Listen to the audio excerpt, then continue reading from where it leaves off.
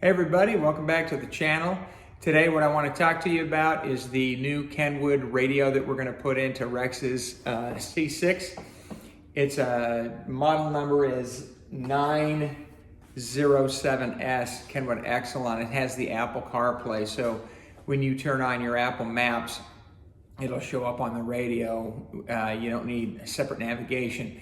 So his car has the Bose radio amplified system in it. So what we did is we went to Crutchfield, talked to Crutchfield. This is a interface, radio replacement interface. It's for GM automobiles with OnStar. It says it will accept steering wheel controls, which he has, warning chimes and messages, amplified audio system if equipped, and he has the amplified Bose. So basically what this is, and you'll see it in the pictures that I put up, it's a square box. It's blue, I believe, and all of your harnesses plug into that. It comes with two separate harnesses, and in addition to that, we got the Kenwood brand radio that goes with this Kenwood head unit. This head unit has the ability to run front cam, rear cam. It's got all kinds of stuff on it. If you've watched any of my other videos, my son Rex, who also has a Jeep Wrangler, has this same radio in his Jeep. I put one in my wife's Honda Pilot, and just the other day, we put the same radio in my Honda Element. So we're pretty familiar with this. We're pretty familiar with how it goes. But there's a couple things that I did want to point out. The directions for this, for the wiring, are simplistic at best. Obviously, you're going to have three wires that most people stare at and try to figure out where they hook them up. So that's your reverse light circuit, you have a speed sensor circuit, and then you have a switched power, I believe. So in Rex's Jeep, the vehicle speed sensor input was stuffed somewhere underneath the dash on the left-hand side. He didn't even hook the camera system up to that vehicle. But what we found out with the harness on here that has those three wires hooked directly up into the Kenwood wires. Okay, so these are the instructions for the interface. These are the instructions for the Kenwood radio. I misspoke earlier on one of the wires. It's actually not switched power that I was talking about, but parking brake. So on the Kenwood, you have light green for parking brake, and on the interface, you have light green for parking brake here. Here's your pink for your speed sensor. Here's pink for your speed sensor. Here's purple and white for reverse, and here's purple and white for your reverse. Now, on some cars, they don't necessarily hook into the head unit itself, and you have to wire these individually into the car somewhere, but that is not how this works. In this Corvette with the Bose radio and this system, everything plugs into the factory, the Kenwood harness, and then that interface plugs into the vehicle harness, and that's all you have to do. We didn't individually wire a single thing in this car with this radio. I'm not really going to show you the installation of the video or the wiring of it. That's pretty straightforward. Everything is clearly labeled in the instructions on the Kenwood side. The radio's Kenwood as well. It's designed to work with that. That just plugs in. And when we got the radio in, before we even put the car together, because if you've seen the other videos, this thing's tore apart. We put battery power to it, we turned the radio on, we made sure everything worked. But I did take video of the disassembled console. If you haven't done this before on a C6, there's some hidden screws. If you have an automatic, you need to make sure that it's out of park, at least in drive or sport mode preferably. And we'll go ahead and show you what it looks like installed, point out a few things on the wiring harness on the still photos, and then we'll go ahead and show you putting the console back in and then powering up the radio. Okay, well, let me show you what you gotta do to get the console out. First, you need to take your door off because it's gonna be in the way of getting the parking brake trim off. There's two black covers here. Take those off, 10mm bolts.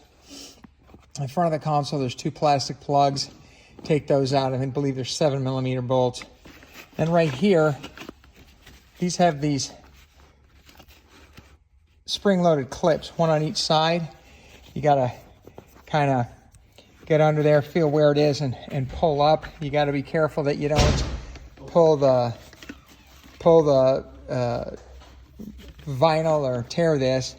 And then once you get that up, down here are two more 7mm bolts. You take those out. And if you have an automatic, you want to get this at least back into second, and if you have a manual, you need to get it in second or fourth. Then you grab the console and lift up. Oh, actually, there's a plate here. You pull this one out. This is a separate plate, and it's got two spring clips that go into here. Pull that out, grab the rear, lift up, and pull back while you lift up, because the spring clips go into here, and then two more here. This is the first thing you have to get out, and the release catches on the bottom. So I put my finger on the underneath and pushed it up, put my other hand over the top, and kind of slid it out. If you have the heated air conditioning seats, same thing. Same thing for the 12-volt power supply and the 12-volt power supply in the console and the traction control button. So after you get that off, you got four 7mm bolts here, pull the radio out, and you're good to go. If you got an automatic, make sure you got the park and brake on, because this is going to be out of gear. All right, so let me show you one of the other things we did. On the center console here, we removed that adhesive felt backing that the factory had, and it left a mess of goo. We got the same adhesive remover that I showed you to take the adhesive off the back of the emblems. We went ahead and cleaned it out. We made an acrylic plate. It's 1/8 inch, I believe, plastic. We went ahead and used a hole saw. My son has the new iPhone 11, and it has the wireless magnet charger, and this is actually sticks to it because it's magnetic. So in our ever continuing quest to become wireless, we went ahead and we made this plate. It's the same shape and design as that felt inlay. So we went ahead and got two-sided, adhesive Velcro, and we have that laid in there now. And we're gonna put this in there, and his cord will come out here at this notch and plug into the 12-volt adapter. And then all he has to do to charge his phone is open his console lid, stick his phone down, close the lid, and if he gets any text messages or emails, they'll show up on the Kenwood head unit with the Apple CarPlay that we have. So we'll get that installed, and we'll show you the finished product. Okay, so this is my son, and we just got the console done, and he's gonna show you how it works. All right, just easy. Lift it up, take the phone, throw it down, it's magneted on. Ready to go. Nice. Pick it up, you're out. So this is what it looks like when we have everything installed. As you can see from the previous photos, there was a ton of wiring. You just have to be careful and try to manipulate it all down there. There is plenty of room behind the air conditioning controls, underneath where the factory harness comes out. And the driver's side, there's no room, but on the passenger side, there's actually an opening and an open space. That's where we came up with the wires for the camera right down here. This black and red goes to the camera harness to the rear of the car. And in addition, the Kenwood, you can get continual upgrades, and you can also change your background, which Rex did for all of our vehicles, through these USBs. So we went ahead and just tucked those out of the way into the glove box. And while I got that down, that compartment I was showing you, we ran the microphone cord through there behind the glove box, and we came out onto the side passenger trim plate. I grabbed this. This has those spring clips in it, and I pulled it out. I didn't pull it out all the way. I pulled it out enough to get it away from the windshield. We went ahead and ran it up, all the way up here. And if you can see right there is the microphone. Very well hidden. You wouldn't even know that it was there. And we pushed the wire all the way up in here. We didn't have to take this down. There's enough gap in here that you can push your wire in. We looped the rest of it up behind this A-pillar trim and snapped it all back into place. The only thing that I need to mention is we did pop this out to gain access, and there's two plastic, they're not necessarily pins, but catches, like, I don't know, I guess they're like molded in pins that catch the side of this, and they snapped off popping this out. We didn't break the vent, but the pins are actually molded into this whole big dash piece. So what we ended up having to do was use 3M double-sided adhesive tape to get this back in here. And it's secure and it doesn't move and it won't rattle, but I was really kind of disappointed. That's just what happens when you make everything out of plastic and it gets heated and cooled time and time again. It just becomes brittle. But everything is in and it works. It's tucked up. Later on, we'll go ahead and get the console in and we'll wrap up the interior.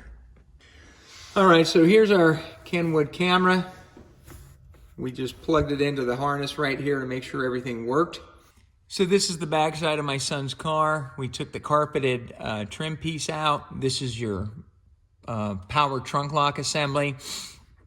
And what we need to do is we're gonna come right over here where the trunk latch cable runs, and we're gonna drill a hole. The Kenwood radio kit comes with a grommet. That's where we're gonna push this through in between the rear fascia and here, and then we're gonna come out where the license plate is. Well, we got the final part of the Kenwood head unit in. This is the backup camera that goes along with that radio. We obviously ran the cable under the carpet, inside the trim, and around the back. The kit comes with a grommet. We drilled a hole in the back of the rear firewall here, came through with the grommet, and there's actually factory holes underneath the plate in the fascia, and the wire just comes right out behind the plate and up to there.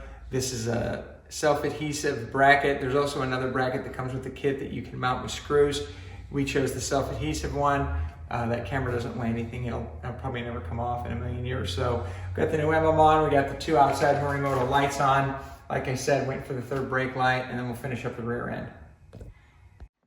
Okay, so here's the radio installed. Start the car. That's the screensaver my son installed there. He actually made that. I believe he actually found out how to do it on YouTube. Or I know he searched the internet and found it. You do it through the USB cords that I showed you earlier that we hid in the glove box.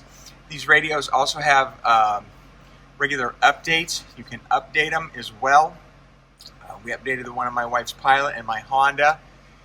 So with that being installed, and I was talking about the 3 wires earlier, the speed sensor wire, the reverse lot wire, and the park light wire. And the reason that those are important, especially the parking brake wire, is because when you put the car in reverse and the camera comes on, so this is your field of view that it shows you, and you can't adjust this without the car in park. Being an automatic, I would assume it would be the same for a manual. If the car's not in park and you go to the functions, it won't let you do that. So let's go to menu. We'll go to setup. Here, camera, guidelines, front camera, setup. There's your field of view. These are your adjustments. If you have the parking brake off, then it says cannot adjust while driving. So you'll see here, I put the parking brake on, and then that will let you adjust your field of view. Even though the car is in park, it will not let you do that without the parking brake on. So that I believe it's the light green wire, the park light wire. That's why that's important. So with that being said, you can go ahead and exit out, go to your home screen. This box right here, this is for album art or your radio station, ID, There's your Apple CarPlay. My phone's not synced up to my son's car, but there's your Apple CarPlay. You have all these icons that you can scroll through. But that's it in a nutshell. It wasn't that hard of an install, just time consuming. You got to be careful on your console, taking everything apart. Those spring clips are stiff. This plastic gets old and brittle. We have our Apple car charging port right here that we did while the console was out. It's a good time to do things like that. So there you go. If you have any questions, just let me know.